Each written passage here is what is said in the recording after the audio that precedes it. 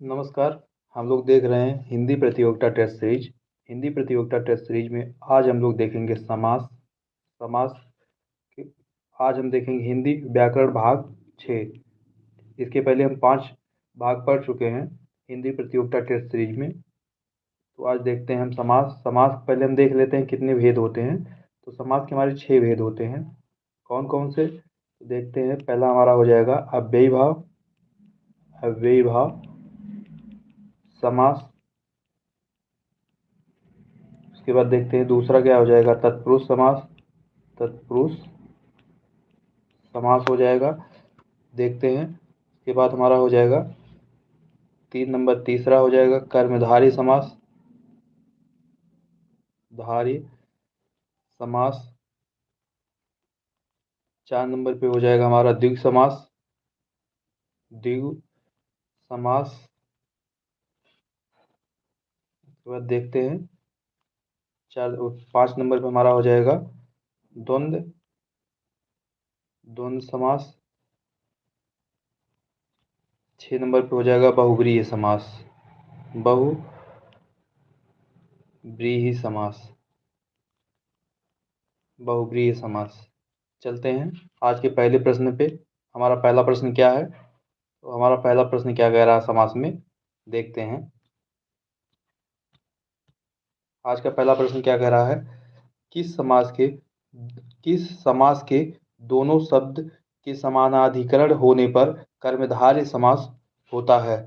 इसमें कह रहा है किस समास के दोनों शब्द समानाधिकरण होने पर कर्मधारय समास होता है। तो इसमें हो जाएगा द्विगु, बहुब्रीहि, द्वंद्व तया तत्पुरुष। तो इसका हमारा आंसर हो जाएगा क्वेश्चन नंबर 1 का। देखते हैं क्वेश्चन नंबर 1 का हमारा आंसर हो जाएगा डी, तत्पुरुष समास। चलते हैं क्वेश्चन नंबर 2 की तरफ। क्वेश्चन नंबर 2 क्या कह रहा है हमारा, क्वेश्चन नंबर 2 कह रहा है समास का शाब्दिक अर्थ होता है। इसमें पूछ रहा है समास का शाब्दिक अर्थ होता है। संक्षेप होता है, विग्रह होता है, विच्छेद होता है या विस्तार होता है। तो इसका हमारा आंसर हो जाएगा क्या कहते हैं, संक्षेप हो जाएगा। समास का संक्षेप हो जाएगा, ये आंसर सही हो जाएगा। चलते हैं क्वेश्चन नंबर 3 की तरफ। क्वेश्चन नंबर 3 क्या कह रहा है, क्वेश्चन नंबर 3 कह रहा है दो अथवा दो से अधिक शब्दों से मिलकर बने हुए नए सार्थक शब्द को क्या कहते हैं। संधि कहते हैं, समास कहते हैं, छंद कहते हैं, अव्यय कहते हैं। तो इसका आंसर हमारा हो जाएगा क्वेश्चन नंबर 3 का आंसर हो जाएगा क्या, बी हो जाएगा, समास कहते हैं। चलते हैं क्वेश्चन नंबर 4 की तरफ। क्वेश्चन नंबर 4 क्या कह रहा है, क्वेश्चन नंबर 4 कह रहा है जिस समास में उत्तर पद प्रधान होने के साथ ही साथ पूर्व पद तथा उत्तर पद में विशेषण विशेष का संबंध भी होता है, उसे कौन सा समास कहते हैं। इसमें कह रहा है जिस समास में उत्तर पद प्रधान होने के साथ ही साथ पूर्व पद तथा उत्तर पद में विशेषण विशेष का संबंध भी होता है, उसे कौन सा समास कहते हैं। बहुब्रीहि समास कहते हैं, कर्मधारय समास कहते हैं, तत्पुरुष समास कहते हैं या द्वंद्व समास कहते हैं। तो क्वेश्चन नंबर 4 का हमारा जो आंसर हो जाएगा बी, कर्मधारय समास कहते हैं। चलते हैं क्वेश्चन नंबर 5 की तरफ। क्वेश्चन नंबर 5 क्या कह रहा है, क्वेश्चन नंबर 5 कह रहा है, क्वेश्चन नंबर 5 कह रहा है निम्नांकित में से कौन सा पद अव्ययी भाव समास है। इसमें पूछ रहा है कौन सा पद अव्ययी भाव समास है। कुमारी, आचार कुशल, प्रतिदिन। आगे देखते हैं डी ऑप्शन क्या है, डी ऑप्शन है गृहागत। इसमें पूछ रहा है अव्ययी भाव समास कौन सा है। तो क्वेश्चन नंबर हमारा है 5, 5 का आंसर हो जाएगा सी, प्रतिदिन। चलते हैं क्वेश्चन नंबर 6 की तरफ। क्वेश्चन नंबर 6 क्या कर रहा है, क्वेश्चन नंबर 6 कह रहा है साग पात में कौन सा समास है। इसमें पूछ रहा है साग पात में कौन सा समास है। अव्ययी भाव, उसके बाद द्विगु, द्वंद्व, कर्मधारय। तो क्वेश्चन नंबर 6 का हमारा जो आंसर हो जाएगा सी हो जाएगा, द्वंद्व। योजक चिन्ह, योजक चिन्ह जो जिसमें लगा रहता है वो अक्सर ही द्वंद्व होते हैं। योजक चिन्ह, चलते हैं क्वेश्चन नंबर 7 की तरफ। क्वेश्चन नंबर 7 क्या कह रहा है? क्वेश्चन नंबर 7 कह रहा है कन्यादान में कौन सा समास है? तत्पुरुष समास है, द्विगु समास है, कर्मधारय समास है, बहुब्रीहि समास है। तो क्वेश्चन नंबर 7 पूछ रहा है कन्यादान में कौन सा समास है? तो कन्या का दान, कन्यादान होता है, तो इसमें हो जाएगा का जो लगा हमारा कारक चिन्ह लगा है, तो इसका हो जाएगा तत्पुरुष। ए हो जाएगा आंसर, सही हो जाएगा इसका, ए आंसर सही है। चलते हैं क्वेश्चन नंबर 8 की तरफ। क्वेश्चन नंबर 8 क्या कह रहा है? क्वेश्चन नंबर 8 कह रहा है धक्का मुक्की। पूछा धक्का मुक्की में कौन सा समास है? द्वंद्व समास है, कर्मधारय है, द्विगु है या तत्पुरुष है? तो धक्का मुक्की में हमारा हो जाएगा द्विगु समास। इसमें योजक चिन्ह का प्रयोग किया गया है धक्का मुक्की में, इसमें हो जाएगा द्विगु समास। चलते हैं 9 की तरफ। क्वेश्चन नंबर 9 क्या कह रहा है? क्वेश्चन नंबर 9 कह रहा है गगनचुंबी में, गगनचुंबी में कौन सा समास है? गगनचुंबी में कौन सा समास है? बहुब्रीहि है, कर्मधारय है, तत्पुरुष है, अव्ययी भाव समास है। तो इसका हमारा आंसर हो जाएगा, क्वेश्चन नंबर 9 का आंसर हो जाएगा सी, तत्पुरुष समास है। चलते हैं क्वेश्चन नंबर 10 की तरफ। क्वेश्चन नंबर 10 क्या कह रहा है? क्वेश्चन नंबर 10 कह रहा है क्वेश्चन नंबर 10 कह रहा है युधिष्ठिर में कौन सा समास है? तत्पुरुष समास है, आलुक समास है या बहुब्रीहि है, कर्मधारय है? तो इसका हमारा आंसर हो जाएगा, क्वेश्चन नंबर 10 का हमारा आंसर हो जाएगा सी, युधिष्ठिर बहुब्रीहि समास है। चलते हैं क्वेश्चन नंबर 11 की तरफ। क्वेश्चन नंबर 11 कह रहा है, क्वेश्चन नंबर 11 वनवास में कौन सा समास है? इसमें पूछ रहा है क्वेश्चन नंबर 11 में वनवास, वनवास में कौन सा समास है? कर्मधारय है, तत्पुरुष है, द्वंद्व है, बहुब्रीहि है? तो इसका हमारा आंसर हो जाएगा, क्वेश्चन नंबर 11 का आंसर हो जाएगा बी, तत्पुरुष समास है।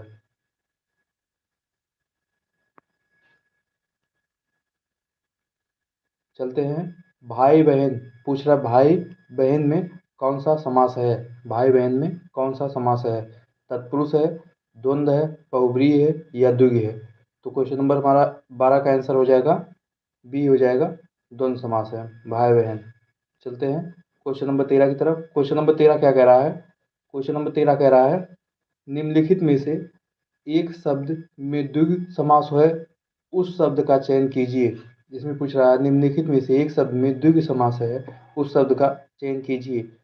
पुरुष सिंह, भूदान, सप्ताह, आजीवन। आजीवन जो हमारा है ये अव्ययी भाव समास है, अव्ययी भाव समास है। देखते हैं इसका आंसर हमारा हो जाएगा, क्वेश्चन नंबर 13 का आंसर हो जाएगा सी, हो जाएगा सप्ताह। सप्ताह इसमें गिनती का प्रयोग किया गया है, सप्ताह 7 दिन का दिया गया है सप्ताह, तो इसमें द्विगु समास हो जाएगा। चलते हैं अगले क्वेश्चन, क्वेश्चन नंबर 14 की तरफ। क्वेश्चन नंबर 14 क्या कह रहा है? क्वेश्चन नंबर 14 कह रहा है चतुर्भुज में कौन सा समास है?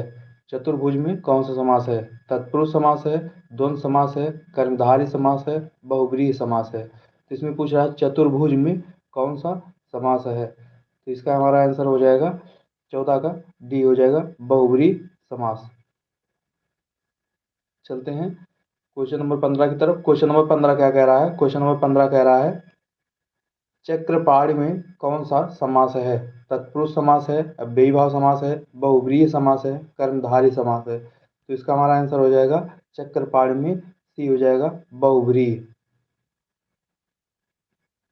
देखते हैं क्वेश्चन नंबर 16 को। क्वेश्चन नंबर 16 क्या कह रहा है? क्वेश्चन नंबर 16 कह रहा है, क्वेश्चन नंबर 16 क्या कह रहा है? तो क्वेश्चन नंबर हमारा 16 कह रहा है तन मन धन में कौन सा समास है? द्वंद्व है, अव्ययी भाव है, द्विगु है, कर्मधारय है? तो तन मन धन में हमारा कौन सा समास है? तो इसका आंसर हो जाएगा ए, द्वंद्व समास है। चलते हैं क्वेश्चन नंबर 17 की तरफ। क्वेश्चन नंबर 17 क्या कह रहा है? क्वेश्चन नंबर 17 कह रहा है त्रिफला में कौन सा समास है? त्रिफला में कौन सा समास है? तो इसमें द्वंद्व हो जाएगा, अव्ययी भाव, कर्मधारय, द्विगु। तो इसका आंसर हो जाएगा डी, द्विगु समास है। चलते हैं क्वेश्चन नंबर 18 की तरफ। क्वेश्चन नंबर 18 क्या कह रहा है? क्वेश्चन नंबर 18 कह रहा है मुख दर्शन में कौन सा समास है? द्वंद्व है, तत्पुरुष है, बहुव्रीहि है या द्विगु है? मुख दर्शन में कौन सा समास है? तो इसका हमारा आंसर हो जाएगा, क्वेश्चन नंबर 18 का आंसर हो जाएगा बी, तत्पुरुष है। चलते हैं क्वेश्चन नंबर 19 की तरफ। क्वेश्चन नंबर 19 क्या कह रहा है? क्वेश्चन नंबर 19 कह रहा है दीनानाथ में कौन सा समास है? दीनानाथ में कौन सा समास है? कर्मधारय है, द्वंद्व है, द्विगु है, बहुव्रीहि है? तो इसका हमारा आंसर हो जाएगा ये कर्मधारय समास। चलते हैं क्वेश्चन नंबर 20 की तरफ। क्वेश्चन नंबर 20 क्या कह रहा है? क्वेश्चन नंबर 20 कह रहा है निशाचर में कौन सा समास है? इसमें पूछ रहा है निशाचर में कौन सा समास है? बहुव्रीहि, अव्ययीभाव, कर्मधारय, नन्य? तो इसका हमारा आंसर हो जाएगा क्वेश्चन नंबर 20 का ये हो जाएगा बहुव्रीहि। चलते हैं क्वेश्चन नंबर 21 की तरफ। क्वेश्चन नंबर 21 क्या कह रहा है? क्वेश्चन नंबर 21 कह रहा है पाप पूर्ण में कौन सा समास है? द्वंद्व है, कर्मधारय है, तत्पुरुष है, बहुव्रीहि है? तो इसका हमारा आंसर हो जाएगा ए, द्वंद्व। चलते हैं अगले क्वेश्चन की तरफ। Question number 22। क्वेश्चन नंबर 22 क्या कह रहा है? विद्यार्थी में कौन सा समास है? तत्पुरुष है, कर्मधारय है, बहुव्रीहि है या द्विगु है? तो इसमें पूछ रहा है विद्यार्थी में कौन सा समास है? तो इसका हमारा आंसर हो जाएगा क्वेश्चन नंबर 22 का ए हो जाएगा तत्पुरुष समास। चलते हैं क्वेश्चन नंबर 23 की तरफ। क्वेश्चन नंबर 23 क्या कह रहा है? क्वेश्चन नंबर 23 कह रहा है नवग्रह में कौन सा समास है? कर्मधारय है, द्वंद्व है, द्विगु है, तत्पुरुष है? तो इसका हमारा आंसर हो जाएगा क्वेश्चन नंबर 23 का आंसर हो जाएगा सी, द्विगु समास है। चलते हैं क्वेश्चन नंबर 24 की तरफ। क्वेश्चन नंबर 24 क्या कह रहा है? विशेषण और विशेष के योग से कौन सा समास बनता है? इसमें पूछ रहा है विशेषण और विशेष के योग से कौन सा समास बनता है? द्वंद्व बनता है, द्विगु बनता है, कर्मधारय बनता है, तत्पुरुष बनता है? तो इसका हमारा आंसर हो जाएगा क्वेश्चन नंबर 24 का आंसर हो जाएगा सी हो जाएगा इसका आंसर कर्मधारय। चलते हैं क्वेश्चन नंबर 25 की तरफ। क्वेश्चन नंबर 25 क्या कह रहा है? क्वेश्चन नंबर 25 कह रहा है गौशाला में कौन सा समास है? कर्मधारय है, द्वंद्व है, तत्पुरुष है, द्विगु है? तो इसका आंसर हो जाएगा क्वेश्चन नंबर 25 का हमारा आंसर हो जाएगा सी, तत्पुरुष समास। चलते हैं क्वेश्चन नंबर 26 की तरफ। क्वेश्चन नंबर 26 क्या कह रहा है? नरोत्तम में कौन सा समास है? द्वंद्व है, तत्पुरुष है, कर्मधारय है या अव्ययीभाव समास? तो इसका देखते हैं क्वेश्चन नंबर 26 का हमारा आंसर हो जाएगा बी, तत्पुरुष समास। चलते हैं अगले क्वेश्चन की तरफ। Question number 26, 27। तो क्वेश्चन नंबर 27 हमारा क्या कह रहा है? क्वेश्चन नंबर 27 कह रहा है पीताम्बर में कौन सा समास है? पीताम्बर में कौन सा समास है? इसका हो जाएगा बहुप्रिय, द्वंद्व, द्विगु, कर्मधारय? तो इसका हमारा आंसर हो जाएगा क्वेश्चन नंबर 27 का एक हो जाएगा ये बहुप्रिय समास। चलते हैं क्वेश्चन नंबर 28 की तरफ। क्वेश्चन नंबर 28 क्या कह रहा है?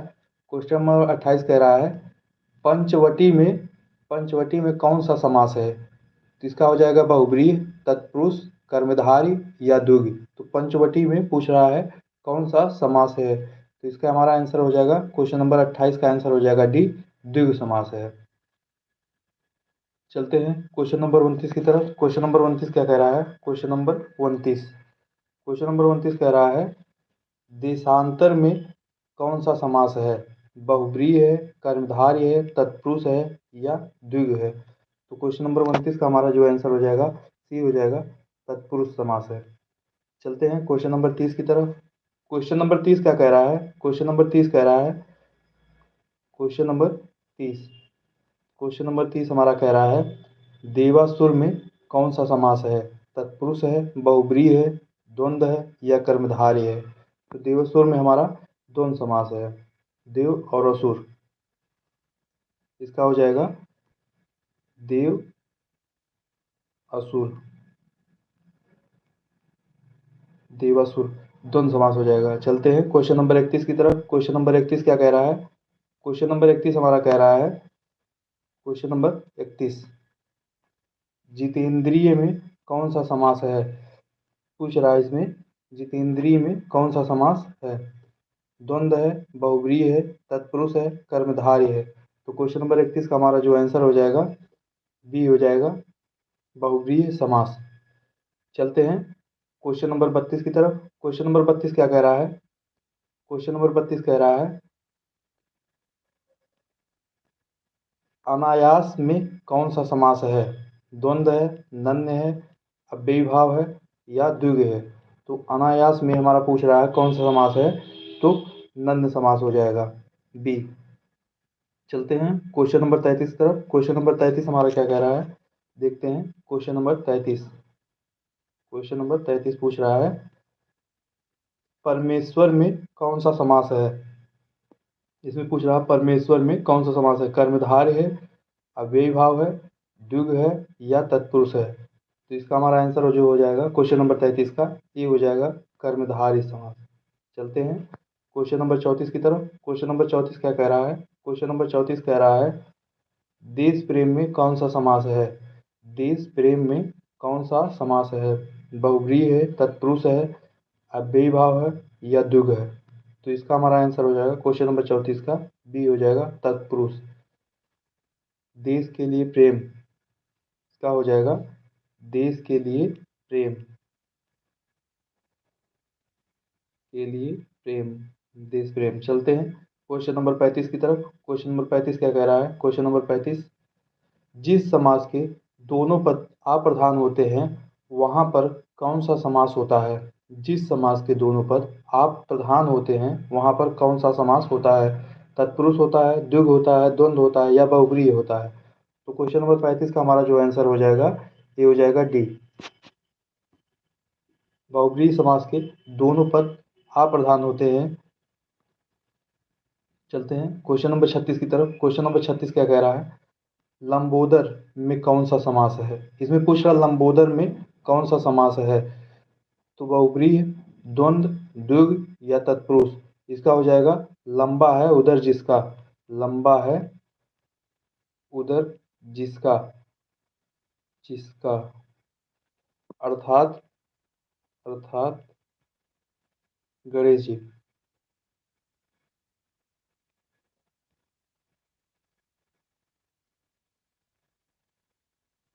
इसका आंसर हमारा हो जाएगा ये क्वेश्चन नंबर 36 का, बहुव्रीहि। चलते हैं क्वेश्चन नंबर 37 की तरफ। क्वेश्चन नंबर 37 क्या कह रहा है?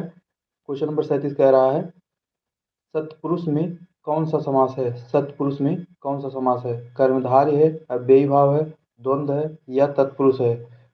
तो क्वेश्चन नंबर 37 का हमारा आंसर हो जाएगा क्वेश्चन नंबर 37 का, ये हो जाएगा कर्मधारय। चलते हैं क्वेश्चन नंबर 38 की तरफ। क्वेश्चन नंबर 38 क्या कह रहा है? दस मुख, दस मुख में कौन सा समास है? द्विगु है या तत्पुरुष है, बहुव्रीहि है, कर्मधारय है? तो इसका हमारा आंसर हो जाएगा क्वेश्चन नंबर 38 का आंसर हो जाएगा सी, बहुव्रीहि। इसका हो जाएगा 10 हैं मुख जिसके, 10 हैं मुख, मुख जिसके, जिसके, अर्थात, अर्थात रावण। चलते हैं क्वेश्चन नंबर 39 की तरफ। क्वेश्चन नंबर 39 क्या कह रहा है? चौराहा में कौन सा समास है? बहुव्रीहि है, अव्ययीभाव है, द्विगु है या तत्पुरुष है? तो इसका हो जाएगा हमारा आंसर क्वेश्चन नंबर 39 का आंसर हो जाएगा सी, द्विगु समास है।